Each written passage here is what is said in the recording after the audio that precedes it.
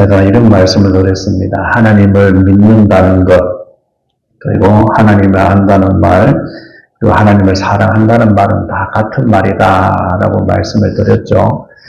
하나님을 제대로 알고 제대로 믿게 되면 자연스럽게 하나님을 사랑할 수밖에 없죠. 그리고 하나님을 사랑하는 사람은 또 내 옆에 있는 형제자매를, 이웃을 사랑할 수밖에 없는 그런 사람으로 만듭니다. 지난주에 말씀드렸던 것처럼 하나님 안에서 빛 가운데 거한다고 하면서 이웃을 사랑하지 않고 예수님의 계명을 지키지 않는 사람들은 그 속에 진리가 없다, 이렇게 말씀하고 있습니다. 하나님께로부터 난 사람들은 하나님의 일을 기뻐합니다. 그래서 하나님께서 원하시는 삶을 살려고 하고 예수님께서 가셨던 그 길을 그대로 쫓아서 살아가려고 하는 모습을 보이게 되어 있습니다. 그렇기 때문에 하나님의 기쁨이 내 기쁨이 되는 것이고, 하나님의 슬픔이 내 슬픔이 되는 것이고, 하나님의 사랑이 내 사랑이 되는 거죠. 그렇게 하나님 믿는 사람들은 바뀌게 되어 있습니다. 그런데 예수님께서 살았을 그 당시의 유대인들의 모습은 그렇지가 못했습니다. 예수님께서 계셨을 그 당시에 유대인들은 아브라함의 자손이라는 그런 것에 대해서 굉장히 큰 자부심을 가지고 있습니다. 물론 지금도 아브라함 자손이다, 또 우리 왕 다윗이었다 하는 그런 것에 대해서 큰 자부심을 가지고 있는데, 이 자부심을 가진 것만큼 자기들이 올바로 삶을 살았느냐? 그렇지가 못했죠. 그들의 족보로 보아서는 분명히 아브라함의 자손이 맞아서 아브라함의 자손으로서 하나님께서 택하신 백성이다 하는 선민 사상을 가지고 아주 자부심을 가지고 어깨에 힘을 주고 살았습니다. 그렇게 살다 보니까 자기들은 훌륭한 하나님께서 택하신 민족인 반면에 다른 사람들은 하나님께서 택하시지 않은 이방인들이기 때문에 그 이방인들을 은근히 무시하고, 성경에 그 이방인들을 어떤 동물 취급했다고 기록하고 있습니까? 개 취급을 했다라고 성경은 기록하고 있습니다. 그러니까 이 사람들이 가지고 있는 우울감이라는 것은 말로 형용할 수 없을 정도로 굉장히 대단했습니다. 이런 사람들이 그 우울의식 속에서 살아가면서 아브라함의 자손이라고 이야기를 하면서 아브라함이 하는 행동을 하지 않았습니다. 예수님께서 뭐라고 말씀하십니까? 요한복음 8장에 가면 너희들이 아브라함의 자손이면 아브라함이 하는 행동을 할 것이다, 그렇게 이야기합니다. 예수님께서 그렇게 말씀하신 이유가 무엇입니까? 유대인들이 아브라함이 했던 그 행동처럼 했단 말입니까? 안 했다는 말입니까? 안 했다는 것이죠. 그래서 예수님께서 심지어 뭐라고까지 말씀하십니까? 너희 아버지는 누구다? 마귀다 라고까지 말씀하시죠. 아브라함은 예수님의 그 때를 보면서 그것을 굉장히 기뻐했다라고 그렇게 말하니까 사람들이 내가 아직도 50도 못 되었는데 아브라함을 보았느냐라고 하니까 아브라함은 나의 때에 볼 것을 보고 기뻐했다라고 그렇게 예수님께서 말씀하십니다. 자, 그렇다면 이 사람들이 아브라함의 자손이다라고 말하면서 아브라함이 하는 행동을 하지 않고, 이 사람들은 하나님의 율법을 굉장히 중요시 여겨서 율법을 어릴 때부터 계속 교육시켜서 율법을 암송도 참 많이 하고 있는데, 이 율법을 완성시키러 오신 예수님에 대해서 거부감을 가집니다. 도리어 예수님의 모습을 보면서 하나님의 말씀으로 비판하기 시작했습니다. 사도 요한은 계속해서 빛 가운데 가는 삶은 교제 가운데 가는 삶이다 라고 말씀을 하고 있죠. 자, 그렇다면 이 교제는 어떤 교제라고 말씀드렸습니까? 하나님과의 교제, 그리고 하나님 믿는 사람들과의 교제, 이렇게 말씀을 드렸습니다. 오늘 본문에 보면 새 계명과 옛 계명에 대해서 사도 요한이 이야기를 하고 있습니다. 그렇다면 새 계명은 무엇이고 옛 계명은 무엇인가? 오늘 읽었던 본문의 7절에 이렇게 이야기합니다. 사랑하는 자들아, 내가 뭘 쓴다고요? 새 계명을 너에게 쓴다라고 하면서 또 뭐라고 이야기하냐면은 이 새 계명은 너희가 처음부터 가진 옛 계명이다라고 이야기합니다. 내가 지금 새 계명을 쓰고 있는데 이 새 계명은 새 계명이 아니고 옛 계명이다. 그렇게 말했습니다.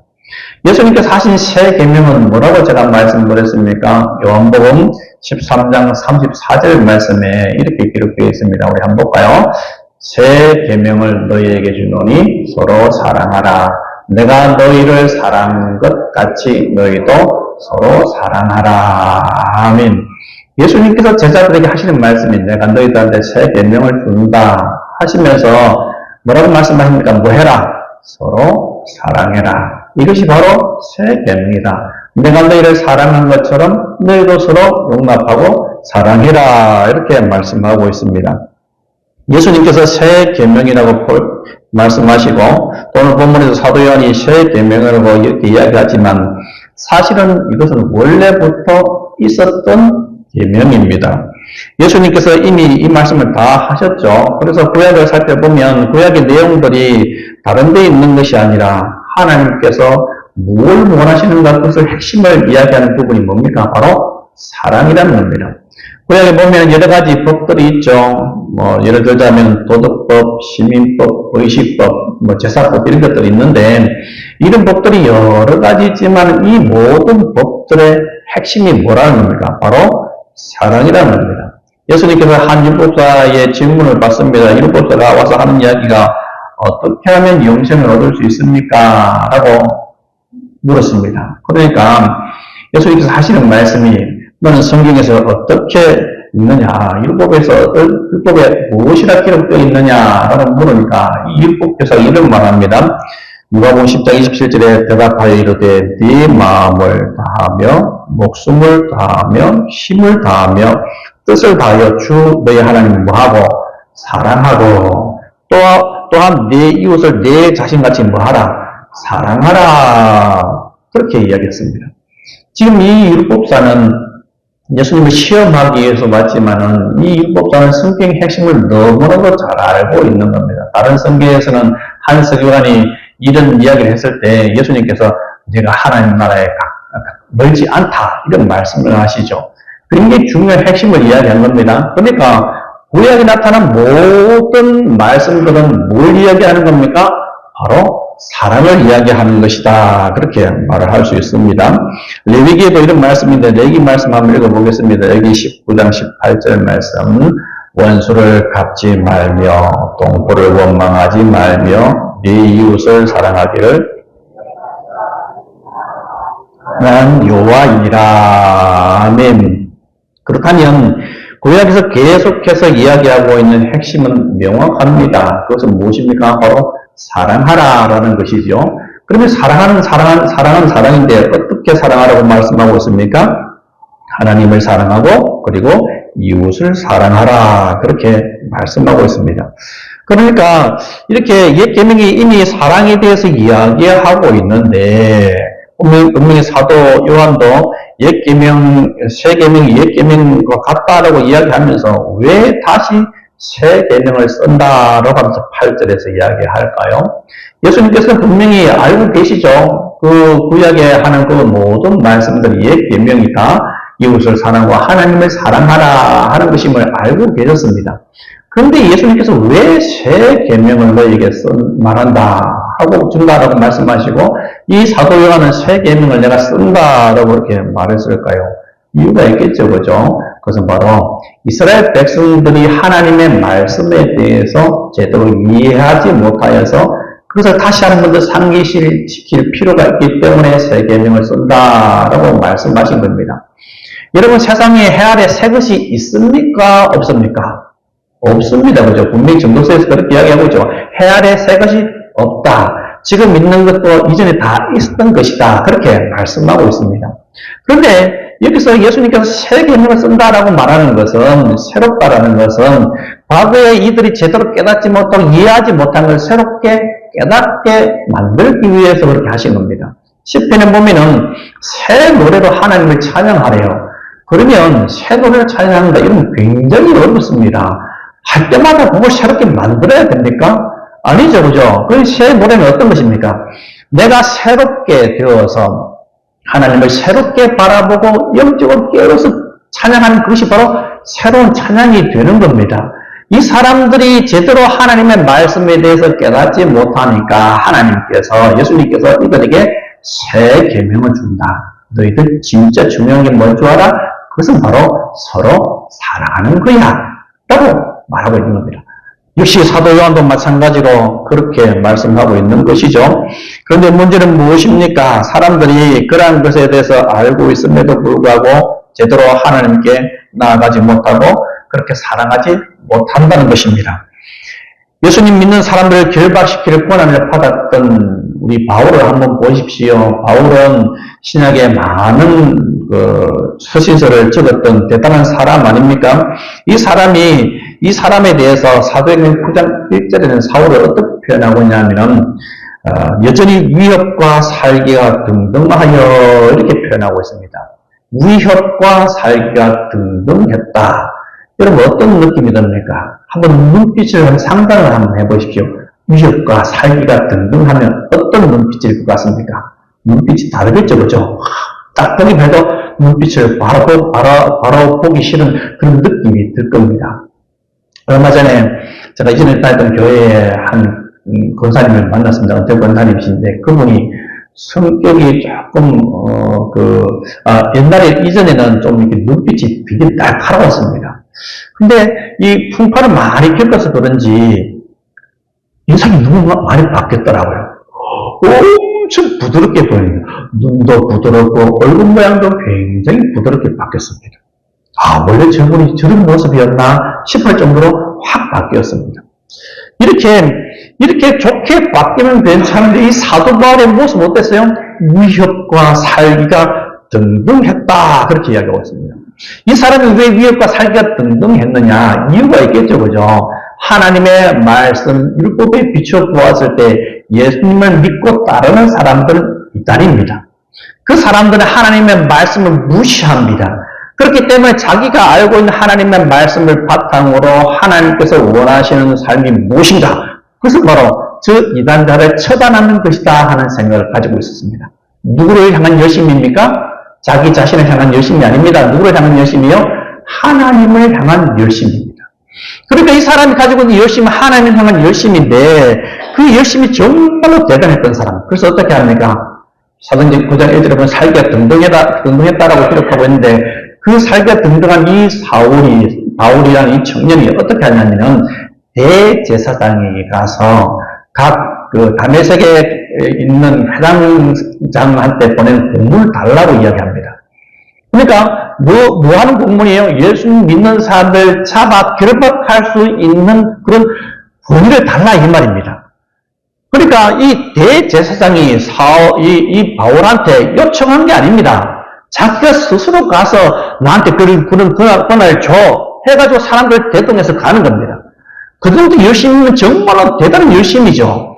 이런 열심을 가지고 있는 이 사람은 열정이 대단하긴 대단했지만 그 뒤에는 뭐가 빠져 있어요? 사랑이 쏙 빠져 있습니다. 하나님의 빛이 그 가운데 비춰지기 전까지는 그런 여전히 어둠 속에 거하는 삶을 살아가는 겁니다. 오늘 본문에 이렇게 표현하고 있죠. 우리 9절 말씀 읽겠습니다. 빛 가운데 있다 하면서 9절 다시 같이 읽겠습니다. 시작. 빛 가운데 있다 하면서 어둠에 있는 자요. 아멘. 이 사람이 하나님을 위한다고 하면서 자신은 진리의 빛 가운데 말씀을 쫓아서 살아간다라고 하면서 그렇게 자부하면서 살아가지만 이 사람은 어디 가운데 있다고요? 빛이 아니라 어둠 가운데 있다라고 그렇게 말씀하고 있습니다. 그렇게 열심히 예수님 믿는 사람들을 잡기 위해 살았지만 거기에는 그 사람들에 대한 사랑이 온전히 빠져 있습니다. 그의 마음속에 그리스도인들을 향한 마음이 어떨 것 같습니까? 감정이 어떤 감정이 있겠습니까? 살기와 위협이 등등했다. 자, 이 표현만 딱 가지고 그 사람이 마음속에 그리스도인들을 향해서 어떤 감정을 가졌겠습니까? 분노가 충만했겠죠, 그죠? 그러니까 자기가 생각하기에는 이건 너무 화가 나는데 어떻게 하나님의 율법을 받은 사람들이 어떻게 하나님을 떠나서 저렇게 이단자인 예수라는 존재를 쫓아서 살아갈 수 있어? 그럴 수 없어. 그래서 그 사람들을 향한 분노가 가득 차있습니다. 그래서 위협과 살기와 등등해서 그 사람들을 잡으려고 한 겁니다. 위협이라는 말은 협박이라는 말이고, 살기라는 것은 죽이고자 하는 마음이라는 뜻이고, 등등이라는 말은 기세가 아주 높게 나타나서 사람들이 두려울 정도로 기세가 높은 것을 이야기합니다. 그러니까 이 사람 옆에만 가도 어이구, 뭐가 느껴져요? 살기가 느껴져요. 야, 그러면 여러분 이 사람하고 같이 함께 하고 싶겠습니까? 떠나고 싶겠습니까?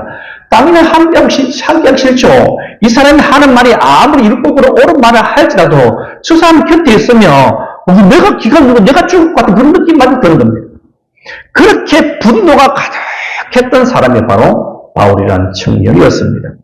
이렇듯이 바울은 어둠 속에 있는 자였습니다. 어둠 속에 있는 자는 눈에 보이는 게 없습니다. 그것을 이렇게 표현하고 있습니다. 11절 말씀 같이 읽겠습니다. 그의 형제를 미워하는 자는 어둠에 있고 또 어둠에 행하며 갈 것을 알지 못하니 이는 그 어둠이 그의 눈을 멀게 하였습니다.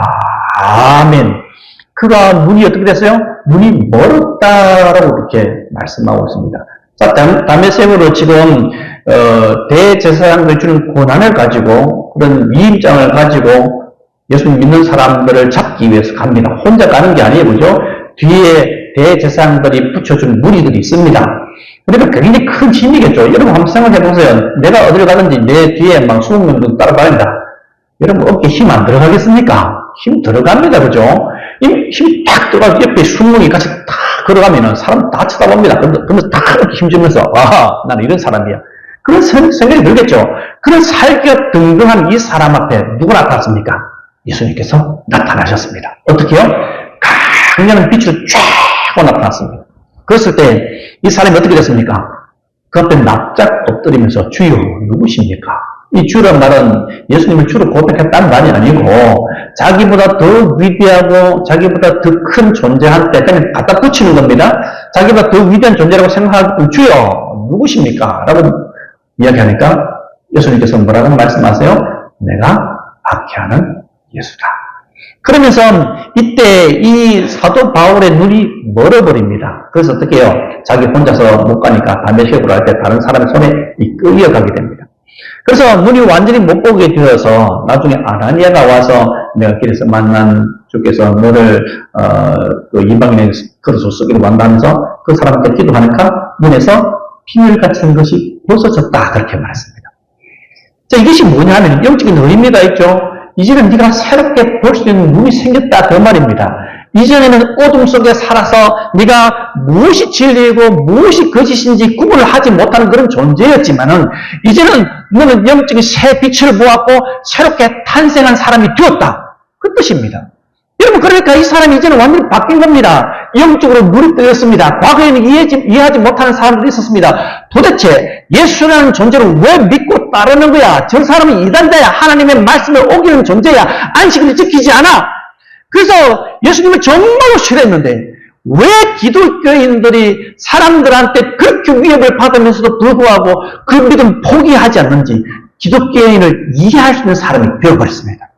여러분 왜 그렇습니까? 그 사람한테 뭐가 비춰졌기 때문에 영적인 거룩한 영광의 하나님의 빛이 비춰졌기 때문에 그 사람이 완전히 바뀔 수 있었던 것입니다. 이제는 그는 어둠 가운데 있는 사람, 눈이 먼 사람이 아니라 이제 제대로 보고 제대로 밝히 볼 수 있는 그런 눈 뜬 사람이 된 것입니다. 이 사람이 이제는 예수님을 믿는 사람을 박해하는 사람에서 예수님을 믿는 사람으로 박해받는 사람으로 바뀌었습니다. 그런데 이 빛을 받고 난 다음에 빛 가운데 가는 삶을 살고 난 다음에 이 사람한테 찾아온 놀라운 변화가 있습니다. 그것은 바로 이 사람 가운데 사랑이라는 게 생겼다는 겁니다. 이 바울이라는 사람은 살기와 위협이 등등했던 사람, 사람들을 어떻게 해서든지 예수님 믿는 사람을 잡아서 옥에 가두고 또 이 사도행전 같은 경우에는 스데반이 죽을 때 사람들 옷을 맡았던 사람 아닙니까? 저 사람은 마땅히 죽어야 될 사람이라는 것을 증명하기 위해서 그 사람이 거기에 섰던 사람입니다. 대단했던 사람입니다. 그러니까 이렇게 대단해서 그 사람들에 대한 사랑하는 마음이 전혀 없던 사람이었는데 이제 하나님의 영광의 빛을 받고 난 다음부터는 사랑하는 마음이 생겼습니다. 여러분 잘 아는 것처럼 사도행전 읽어보면 이 사도 바울을 죽이기 위해서 내가 이 사울은 이 청년을 죽이기 전까지는 내가 먹지도 않고 마시지도 않겠다라고 결단했던 사람이 40명이나 있었습니다. 이런 그렇게 미움을 받았던 사람입니다. 사도 바울이 가는 곳마다 사람들이 쫓아다니면서 사도 바울이 복음 전파를 방해했던 사람이 너무 많았습니다. 근데 이 사도 바울이 어떻게 바뀌었습니까? 과거 같았다면 저놈의 나쁜 놈들, 하나님의 복음을 전파하는데, 진리의 복음을 전파하는데, 진리 예수님을 전파하는데 어떻게 방해할 수 있어? 전 나쁜 놈들 하고 시기하고 증오할 건데 어떻게 바뀌었습니까? 로마서에서 뭐라고 이야기합니까? 내가 생명책에서 끊어질지라도 나는 저 사람들이 내 동족이 하나님께로 돌아왔으면 좋겠다. 나에게 그치지 않는 고통이 있다라고 말하면서 그 이야기를 합니다. 내가 생명책에서 지워질지라도, 내가 그리스도의 생명에서 끊어질지라도 이 사람들이 하나님을 믿었으면 좋겠다. 뭐 하는 겁니까? 미워하는 것이 아니라 뭐 하는 겁니까? 사랑하고 있습니다. 그러니까 하나님의 복음의 빛이 비치고 그 복음의 빛을 받은 사람들은 뭐 하는 사람들이라는 겁니까? 사랑하는 사람입니다. 사랑하는 사람으로 바뀔 수밖에 없게끔 하나님께서 만들어 놓으셨습니다. 그 놀라운 참빛이 지금도 우리에게 비치고 있습니다. 오늘 본문에 한번 보십시오. 8절에 이렇게 이야기하고 있습니다. 8절의 말씀 같이 읽겠습니다. 다시 내가 너에게 새 계명을 쓰노니 그에게와 너에게도 참된 것이라. 이는 빛임이니라. 아멘. 어둠이 지나가고, 이 사도 바울, 이 바울이라는 청년한테 뭐가 지나갔어요? 어둠이 지나갔어요. 그리고 뭐가 비쳤어요? 빛이 그에게 비쳤습니다. 이 참빛이 벌써 비쳤다 하는 이 말씀은, 이 사도 요한은 이미 예수님께서 이 땅에 공생애를 시작하면서부터 예수님 믿고 따랐고, 예수님께서 십자가에 달려 돌아가시고 부활성천을 하시고 나서도 계속해서 이 사람은 어디 가운데 살았어요? 빛 가운데 살았어요. 왜 빛 가운데 살 수 있습니까? 예수님께서 죽으심으로 끝난 것이 아니라 부활하셨거든요. 그분이 부활하셔서 성령 하나님을 통해서 우리와 함께 계시거든요. 그렇기 때문에 사도 바울은 여전히 빛 가운데 가는 삶을 살아가고 있는 겁니다. 이 빛 가운데 가는 이 빛이 자기한테만 비친 것이 아니라 누구한테 비쳤어요? 사도 바울한테 비친 겁니다. 예수님 믿는 삶을 참아 죽이는데 앞장섰던 이 사람한테도 예수님의 거룩한 참빛이 비춰졌습니다. 그래서 어떻게 됐습니까? 어둠이 지나가고 이 사람한테 진리의 빛이 비쳐서 이제는 예수쟁이가 되었습니다. 이 사람이 예수쟁이가 되고 난 다음에 어떤 일들이 일어났습니까? 자기가 어렵고 힘든 복음 전파하는 사역, 자기가 결혼도 하지 않고 이 복음을 전파하기 위해서 온 유럽을 휘젓고 다니지 않습니까? 그렇게 하나님 복음을 위해서 헌신한 사람으로 바뀌었습니다. 이렇게 진리의 빛이 들어오게 되면 미워하던 그것이 불쌍히 여기는 마음으로 바뀌고, 빛이 들어오게 되면 그것이 도리어 그 사람을 긍휼히 여기는 마음으로 바뀌게 되어 있습니다. 이것이 바로 빛의 역할입니다. 빛을 받은 사람은 이렇게 사랑하게 되어 있습니다. 혹시 우리 가운데 형제를 미워하는 사람은 없습니까? 교회 안에 그렇게 미워하는 자가 있다면 빛 가운데로 오라고 하신 그 하나님의 말씀에 무릎을 꿇고 회개해야 합니다. 어떤 성당에서 신부님이 이런 이야기 했답니다. 혹시 여러분 중에 지금 미워하는 사람이 있습니까? 라고 물었답니다. 그러니까 아무도 손 안 들다가 한 번 더 물으니까 연세 굉장히 많은 할아버지가 손을 들더랍니다. 그래서 물었답니다. 신부님이. 할아버지, 어떻게 해서 미워하는 사람이 없습니까?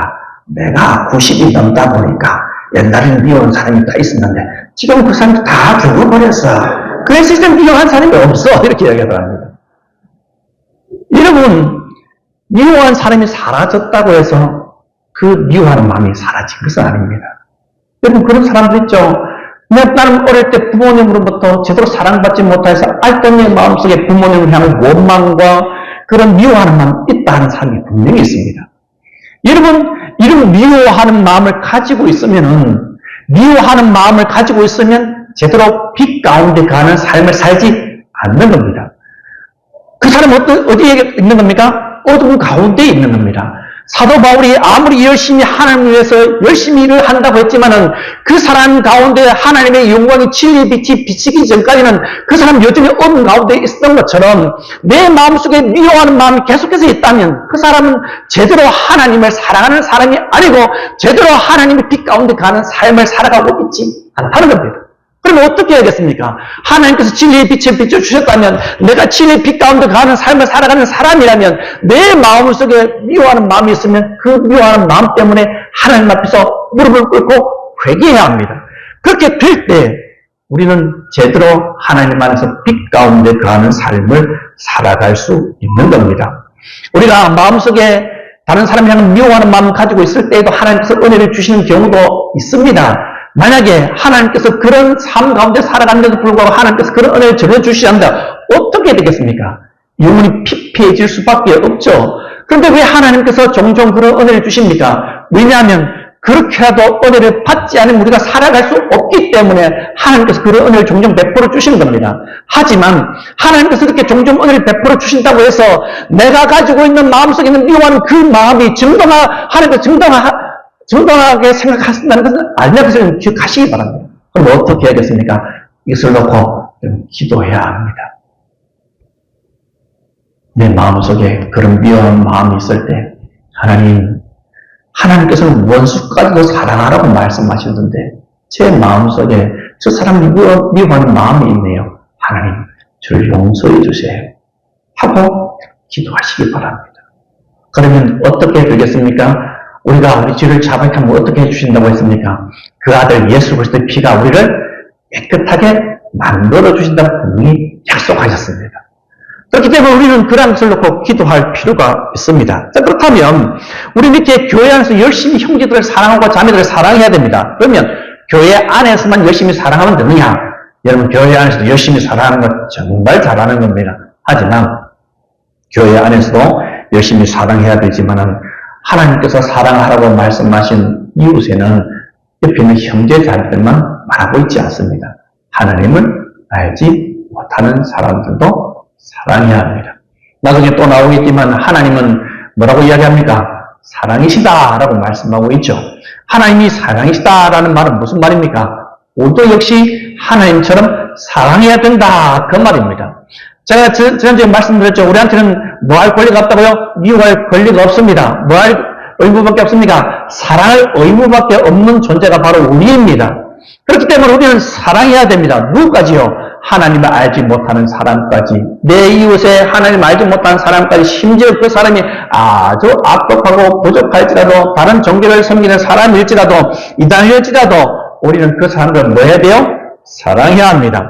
하나님께서 오늘 우리한테 생명을 주셔서 하루를 살게 하신 이유가 무엇입니까? 하나님께서 그저 받은 그 은혜를 가지고 그 은혜를 가지고 다른 사람들한테 사랑과 은혜를 베풀게 하기 위해서 하나님께서 오늘 우리한테 생명을 주셨다는 것을 잊지 마시기 바랍니다. 우리는 세상에는 우리의 사랑을 필요하는 사람들이 굉장히 많습니다. 그런데 이런 사람이 있습니다. 목사님, 제 코가 석자입니다. 다른 사람 돌볼 겨를이 어디 있습니까? 바빠 죽겠습니다. 먹고 살기도 바쁩니다. 우리 자식들 뒤치라 써지 하기도 너무 바쁩니다. 사랑할 틈이 없습니다. 사랑할 힘도 없습니다. 정말 그렇습니까? 아니죠. 복음성가에 보면은 이런 복음성가가 있습니다. 사랑을 줄 수 없을 만큼이라는 복음성가가 있습니다. 가사가 이렇습니다. 사랑을 줄 수 없을 만큼 가난한 자도 없고요. 사랑을 받지 않아도 될 만큼 부유한 자도 없어요. 그렇게 노래하고 있습니다. 나는 사랑 안 받을 때 난 넉넉해. 그렇게 말할 수 있는 사람이 있다 없다? 없다. 나는 너무나 핍절해서 나는 다른 사람을 사랑할 수가 없어. 그렇게 말한 사람이 있을지라도 그 사람이 진짜 사랑할 수 없느냐? 아니요. 사랑할 수 있습니다. 내가 사랑받을 자격이 못 됩니까? 아니요. 누구나 사랑받을 수 있습니다. 내가 이런 모습을 가지고 누구를 사랑한다는 말인가? 아니요. 누구든지 사랑할 수 있습니다. 나는 어느 누구도 사랑할 수 없다. 그렇게 말할 필요 없습니다. 어느 누구도 사랑할 수 있습니다. 내가 가지고 있는 모든 무지를 다 내어놓고 내가 가지고 있는 모든 것을 다 내려놓을지라도 그렇게 사랑하라고 말하지 않습니다. 어떻게 해요? 내가 가지고 있는 형편에서 그냥 내가 최선을 다했을 때 사랑하면 되는 겁니다. 얼마든지 누구든지 그렇게 할 수 있습니다. 1995년 10월에 미국 매사추세츠주에 있는 메모리얼 병원에서 예정일보다 한 석 달 정도 일찍 퇴원한 쌍둥이 자매가 있었습니다. 한 아이는 한 1.2kg 정도 무게로 태어났고, 한 아이는 한 0.98kg, 1kg 되지 않는 0.8 정도 되는 무게로 태어났습니다. 근데 이 두 아이가 이렇게 미숙아로 태어났으니까 어떻게 하겠습니까? 인큐베이터에 들어가는 겁니다. 따로 들어가 있습니다. 근데 예상했듯이 이 한 아이는 좀 무게가 나가는 이 아이는 잘 자랐는데, 이 1kg도 되지 않는 0.8kg 태어난 이 아이는 원래부터 약하게 태어난 데다가 심장이 좋지 않았습니다. 그래서 시간이 지나면서 한 아이는 그래도 정상으로 이렇게 건강을 회복하고 있는데 이 아이는 자꾸 나빠지는 겁니다. 그것을 보고 한 간호사가 자기가 임상 실험한 그런 것을 배운 게 기억나가지고 그 엄마한테도 이야기하고 의사한테도 이야기했습니다. 둘이 같이 인큐베이터에 넣어보지요 라고 요청했습니다. 병원에는 규정상 한 인큐베이터 안에 두 아기를 넣을 수가 없었는데, 그래서 그래도 엄마가 간곡하게 부탁해서 두 아이를 같이 넣었습니다. 그 사진을 한번 보여드리겠습니다. 집사님 한번 보여주십시오. 저렇게 넣었습니다. 아이가 팔을 안 쪄보죠. 이때부터 신기하게 이 심장이 약한 아이가 심장 박동수가 정상적으로 돌아오고 혈압이 정상으로 돌아왔답니다. 그래서 자라가지고 저렇게 되었답니다. 2024년도의 사진입니다. 하나님께서 우리한테 사랑할 수 있는 힘 분명히 주셨습니다. 아이고, 목사님, 제가 늙어가지고 아무것도 못하는데 이빨이 없어가지고 음식도 못 씹는데 제가 어떻게 누구를 사랑하고 섬길 수 있다는 말 있습니다. 여러분, 왜요? 하나님께서 우리한테 그 힘 이미 허락해 주셨습니다. 여러분, 하나님께서 우리한테 능력을 이미 주셨습니다. 우리가 얼마나 큰 사랑을 받았습니까? 독생자 예수 그리스도를 내어주신 하나님의 놀라우신 사랑, 나를 위해서 기꺼이 모든 부끄러움 다 참으시고 십자가에 죽으신 그 예수님의 사랑을 우리는 받았습니다. 그렇다면 우리는 아주 조그만 것일 때도 얼마든지 사랑할 수 있습니다. 사랑할 힘이 없다고요? 아니요, 다 있습니다. 우리는 그런 힘을 이미 받았습니다. 그래서 우리는 마음은 되는 겁니까? 내가 부족해도, 내가 좀 모자라도 내 옆에 있는 형제 자매들 사랑할 수 있는 겁니다. 그 참이 안 해도 괜찮습니다. 교회 누가 오면 아이고 집사님 오셨습니까? 아이고 누구 오셨습니까? 인사 하나만 잘해도 그 사람들 뭐라고 생각하겠습니까? 와, 창락교회 오니까 내가 인간 대접 받네? 야, 창락교회 오니까 나도 좀 사랑할 힘이 생기는 것 같네? 내가 창락교회 오니까 나는 희망이 없다고 생각했는데 나를 반갑게 맞이하는 이 사람들 보니까 나에게도 희망이 있는 것 같네? 여러분, 이것이 바로 교회 아닙니까? 정말 하나님께서 보시기에 아름다운 교회는 어떤 교회입니까? 낮에서서 서로 섬기는 교회가 진짜 아름다운 교회가 아닙니까? 천국은 어떠한 데서 이루어집니까? 섬기는 데서 이루어지는 겁니다. 여러분, 빵긋빵긋 웃는 얼굴 얼마나 복이 좋습니까? 웃는 얼굴 침 못 뱉는다는 속담도 있는데 실제로 웃는 얼굴에 침 뱉는 사람 있긴 있습니다. 그렇지만 한번 보십시오. 교회 가운데 사람들이 왔을 때 나를 반갑게 맞이해주고 나를 보고 빵긋하게 웃어주는 그런 사람이 있으면 그 사람이 교회에 와 있으면 떠나기 싫겠죠. 떠나 있으면 나를 보고 반갑게 웃음 지으면서 인사해주었던 그런 교회 사람들이 생각나면 어떤 생각이 들겠습니까? 아, 오늘 예배 드리는 날 나는 교회 가고 싶다. 그런 생각 들지 않겠습니까? 여러분, 이것이 바로 빛 가운데 가는 사람의 삶의 모습입니다. 우리 교회가 그런 모습으로 완전히 다 바뀌었으면 좋겠습니다. 자, 옆에 있는 사람 한번 보십시오. 인사 펴시고. 자, 할아버지, 할머니들은 손주를 보는 듯한 그런 느낌을 가지고, 자, 젊으신 분들은, 어른한테 용돈을 한 100만원 받는 그런 느낌을 가지고, 한번 활짝 한번 웃어주십시다. 웃으세요. 이 보여도 괜찮습니다. 여러분, 이게 바로 최고의 섬김입니다. 사랑이 별거 있습니까? 그죠? 그런 모습으로 내 옆에 있는 형제 자매들을 바라봐주고, 또 때로는 아파하는 사람이 있으면 가서 어깨 한번 다독거려주고, 김집사, 많이 힘들지? 손 한번 잡아주고, 네, 너를 위해서 기도할게.